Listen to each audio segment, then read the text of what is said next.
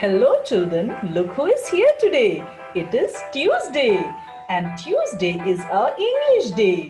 I welcome you all to my English class. Good morning children. In our previous class we learned the poem Noses. So today let's discuss the textual exercises of this lesson, okay? Right, but before we start discussing the textual exercises, let's revise the poem once children. Right. Now kids, please join me in singing this poem. I know you like it. Noses. Here we go. I looked in the mirror and looked at my nose. It's the funniest thing, the way it grows. Stuck right out where all of it shows with two little holes where the breathing goes. I looked in the mirror and saw in there the end of my chin and the start of my hair. And between there isn't much space to spare with my nose like a handle sticking there.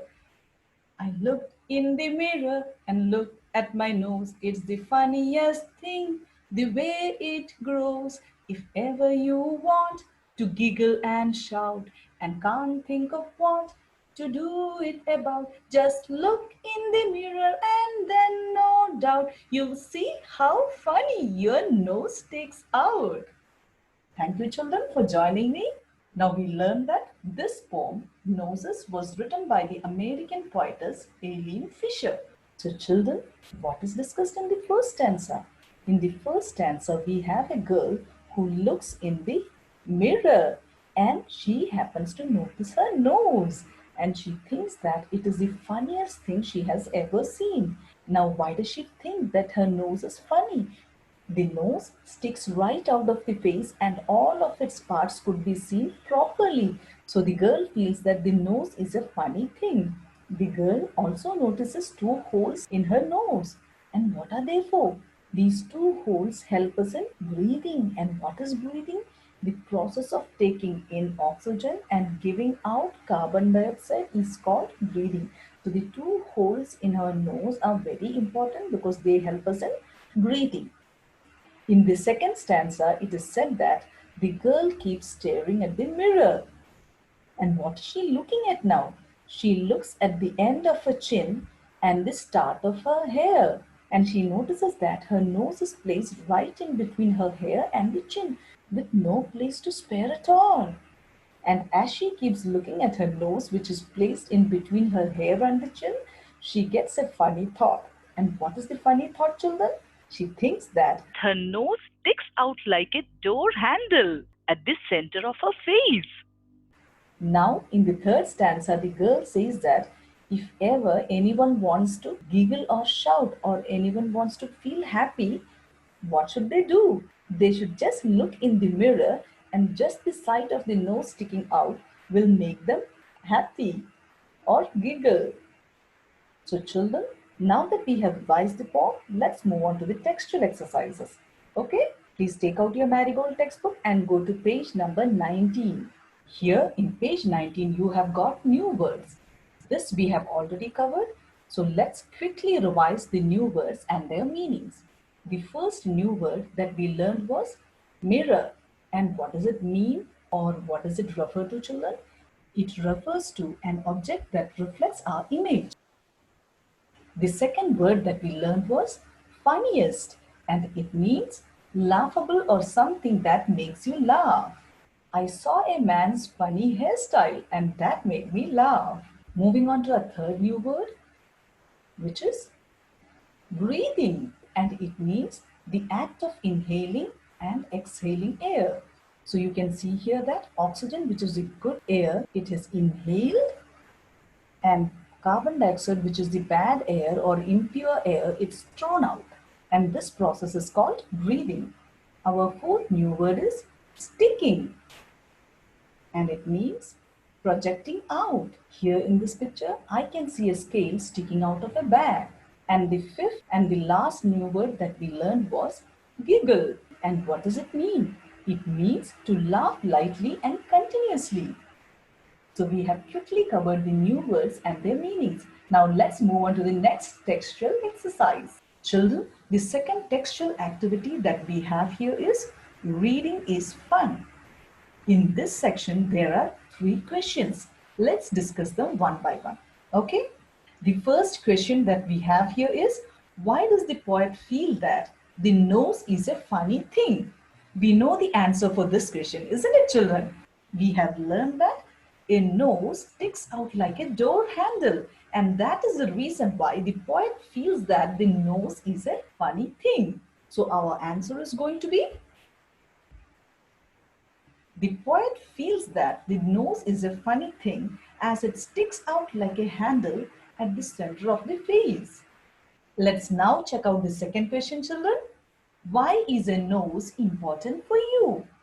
Help me out, children. Why is our nose important? Yes, a nose is important because it helps us to breathe and smell. The third question that we have is, does the child in the poem like her nose?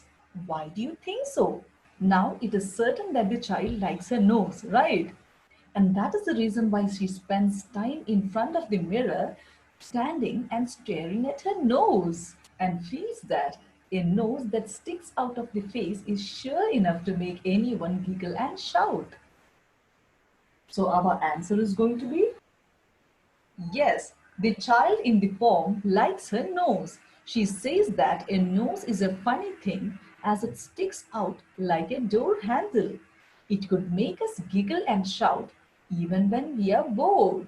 So we will be taking this part of the textual activity as our question and answers. Okay? Children, let's now move on to our next interesting activity, which is let's talk. In this section, we have something very interesting to discuss. So let's find out what they are, children. The first question included in this section is, describe a few funny things you have seen. Do they make you laugh?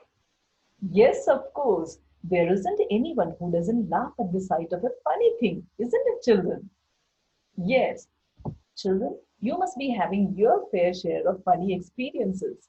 Now, let me share some of my funny experiences with you. Once I happened to see a man with a funny mustache, and that made me laugh. Now, check out this video, children. I saw this funny video while browsing through the internet. Don't you also feel it's funny to see the kids' hair stand out? Yes.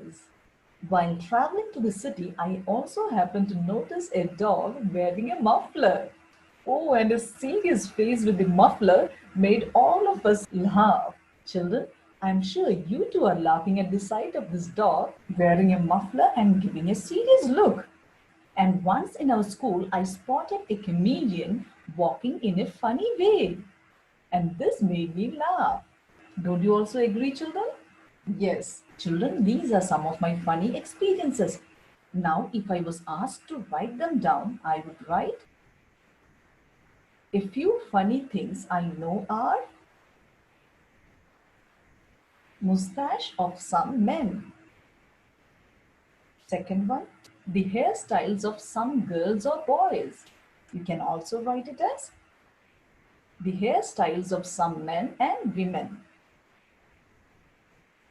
The third point is dogs being dressed up with human clothes. The fourth funny experience that I had was the way a green chameleon walks.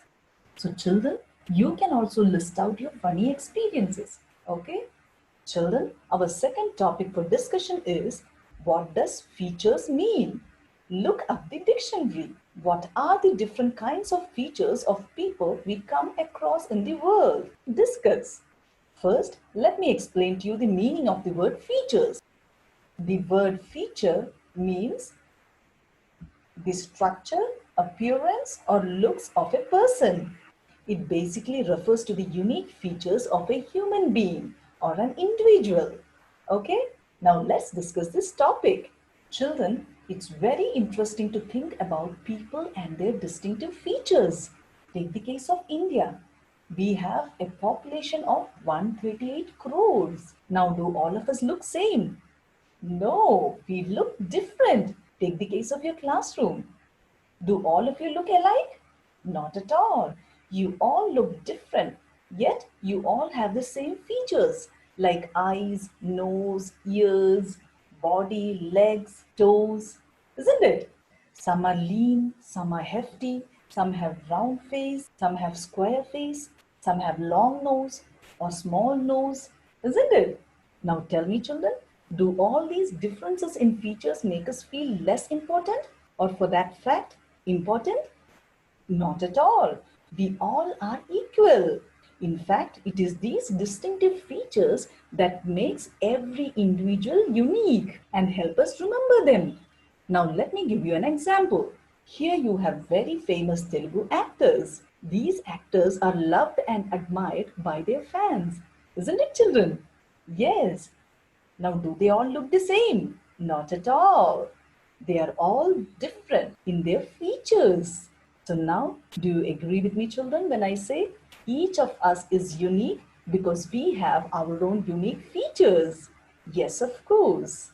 So if you were to write down the different kinds of features of people who you have come across in your life, you can write it down as we come across people with different body structures, different facial features like noses, lips, eyebrows, and different height, etc.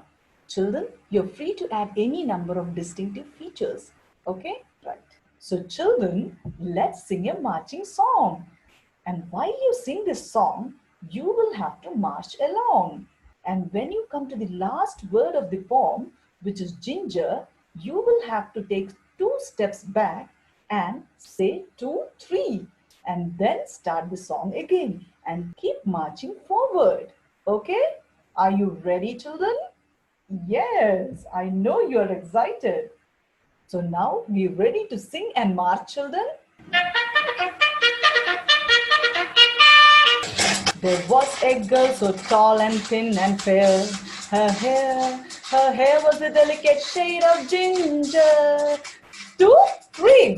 There was a girl so tall and thin and fair. Her hair was a delicate shade of ginger. 2, 3. There was a girl so tall and thin and fair. Her hair was a delicate shade of ginger. 2, 3. Now, children, you can do this at home and even include your siblings. Okay? Children, our next activity is fun time. In this activity, you are supposed to sit in groups and then look at your friend's face and describe what you see. Use words like long, round, oval, slanted, sharp, flat to help you. You can use other words also. Now children, because you are at home and far away from friends and school, let's change this activity slightly, okay? In the place of the word friends, you can use either your sister, brother, mother or father, okay? And then look at their face and describe it. The first thing that you need to bear in mind is the shape of their face, for it can be triangle or long or round or square or oval or a heart-shaped face. So first look for this aspect, children. Now let's check out their noses.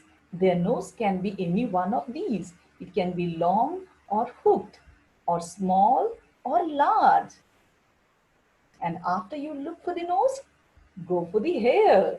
It can be thick hair or thin hair or wavy hair or curly hair. So keep these in mind while you try to describe the person, okay? Children, you can write your answers in the space provided in the textbook. And after you have written it down, please take a pic and post it to my personal WhatsApp number, okay? Let's now find out our next activity, children. Now, this is also a writing activity included in fun time. First, let me read it out to you. What is your favorite fruit? Describe it in 5 sentences. Now here, you will have to pick your favorite fruit and write 5 sentences about it. You can write your answers in the red box that is provided here. Children, you can pick any fruit of your choice and describe it in any way you want. But if you feel that you need some guidance, here it is for you, children. You can begin your first sentence by stating, my favorite fruit is dash. So in this blank, write the name of your favorite fruit. As your second sentence, you may write, it is dash in color. Here, write the color of the fruit.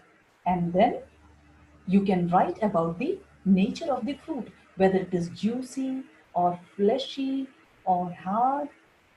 Okay? After which you can mention about its seeds as well. It has dash seeds. If it has big seeds, write down big. If it has small seeds, write down it has small seeds. Okay, children?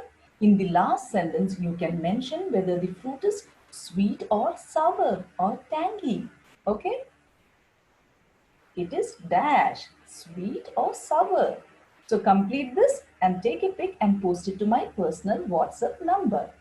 This is a very easy activity, children, and it won't take much of your time. Now let's move to the next page and see what we have there. Okay, children? Yes, this is a continuation of the previous exercise. Because I have helped you with the first part of it, I am not going to help you here, children. So you have selected a fruit, right? Here you will have to write more about the fruit. Let me quickly read out the questions for you. The first question is, how does it smell? That is, how does your favorite fruit smell? Whether it smells good or bad. Obviously, the answer is going to be good, right? Now, the second question here is, how does it look? Here, you will have to write the shape of the fruit, okay? Now, moving on to the third question, how does it feel? You will have to write if your favorite fruit is hard when you feel it or it is soft. Okay? And the fourth question is, when you bite it, what sound does it make? Here you can write about the sound that the fruit makes when you bite into it. For example, if it's an apple, it makes a crunchy sound. And if it's a ripe mango, it makes a slurpy sound, isn't it? Now, the last question is, how does it taste? You can write if the fruit is sweet or tangy or both sweet and tangy. Okay, children? Our next bit in page number 21 is a breathing exercise. This we have already learned. So I hope, children, you are practicing it. Please keep doing it regularly and strengthen your lungs so that you can fight any disease. Okay? We are now in page number 22, children, and the title of the activity is Let's Write. So let's see what you have to write about. So the first question goes like this. Do you know a fish breathes from its gills? Write 2 sentences about other animals which can breathe underwater. We all know that a fish breathes through its gills. Now check out this picture, children. Here on the side of the fish, you will find the gills of the fish. The gills of the fish are situated on the sides of its body closer to its head. Now let's check out some other animals that also live and breathe underwater. In the first picture, you have a turtle. And in the second picture, you have a crocodile. Then we have a snake. And finally, we have the frog. Now for your answer, pick out any 2 of the animals that I have shown. You can write your sentence in this format. A dash can breathe underwater. Now children, the second sentence is for you to complete. Okay? Right. Look here, children. Our second activity in this section is punctuate the following passage. I will be dealing with this section later. So let's skip this exercise for now and move on to our next exercise. Oh, this bit looks colorful, right? Let's find out what you need to do here, okay? Here are the instructions for you, children. Using a red pencil, choose and circle the things whose smell you like. Now, with a blue pencil, circle the things whose smell you do not like. Make 5 sentences like this. I like or do not like the smell of dash because it reminds me of dash. In order to frame the sentences, children, you will have to go through each and everything that is given in these 4 boxes. Try to find out the things whose smell you like and the things whose smell you dislike. After you have done that, you will be able to frame your sentences. Okay? Now let me read out the things that are mentioned in these boxes, children. The first word is petrol, rose, scent, chocolate, chips, shampoo, rotten fruit, champa, dirty shoes, soap, agabati, marigold, paint, garbage, coffee, and elaichi. So these are the 12 things that are mentioned here, children. Now take out a blue pencil and a red pencil, okay? And get ready to draw a circle around the things whose smell you like with red pencil. And for those things whose smell you do not like, you have to draw a circle with your blue pencil. Clear? Now let me give you an example, okay? The first word is petrol, and I do not like the smell of petrol at all. So I am going to draw a blue circle around the word petrol. Now the second word is rose, and I love the smell of a rose flower. So I am going to draw a circle around the word rose with my red pencil.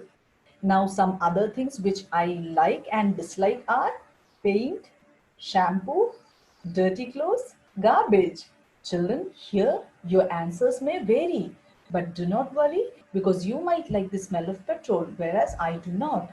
Okay, from the blue circle around the word petrol, it is evident that I do not like its smell, isn't it? So now I will have to look for something else from these boxes which almost smells like petrol, and it is paint.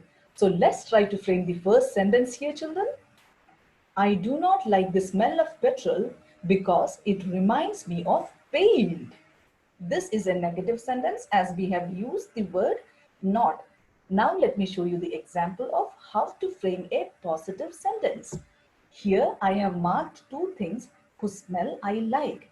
So I am going to frame the sentence as I like the smell of shampoo because it reminds me of rose. Hope this is clear to you, children. If at all you have any doubts, feel free to call me. Okay? Now you may write your answers on the space provided in page number 22 of your Marigold textbook. These are the two sentences which I have framed. Now if you wish, you can copy them or you can frame your own sentences. Okay? And as I keep saying always, after completing this textual exercise, please take a pic and post it to my personal WhatsApp number. Clear? Now tell me, children, aren't you tired after all this writing? Don't we need a break? Yes. So now sit back and relax while I read out a poem to you. But pay attention, children. It's a riddle. After listening the poem, you will have to tell me which animal it is about. Okay? The title of the poem is What is it? Tall ears and twinkling nose, tiny tail and hop he goes. What is he? Can you guess? I feed him carrots and watercress. His ears are long, his tail is small, and he doesn't make any noise at all. Tall ears, twinkly nose, tiny tail, and hop he goes. Now tell me, children, could you guess the animal here? Very good. It is a rabbit or a bunny. Let's now find out the rhyming words from this poem, children. Look at the second line. The word nose rhymes with the word goes. So our first pair of rhyming words are nose and goes. Let's move on to the second stanza. Children, try to find out the rhyming words here. Yes, you're correct. The rhyming words here are guess and watercress. Now moving on to the third stanza. His ears are long, his tail is small, and he doesn't make any noise at all. Here the rhyming words are small and all. The last stanza is a repetition of the first stanza. So the rhyming words here are nose and goes. So what are rhyming words, children? Rhyming words are words that end with the same sound. If you look at these rhyming words, you will notice that these are words which begin with a different sound, but they end in a same sound. That is why they are called as rhyming words. And in poetry, rhyming words are used by poets in order to give proper tune to their poem. So children, if ever you want to become a poet, bear in mind that you will have to bring in rhyming words. Children, now that you know what rhyming words are, I want you to go through the poem Noses and find out 3 pairs of rhyming words. and write them in the space that is given in the textbook. Clear? So with this, we have completed the textual exercises of the lesson Noses. Okay? Hope you enjoyed your time with me, children. Thank you and have a wonderful day.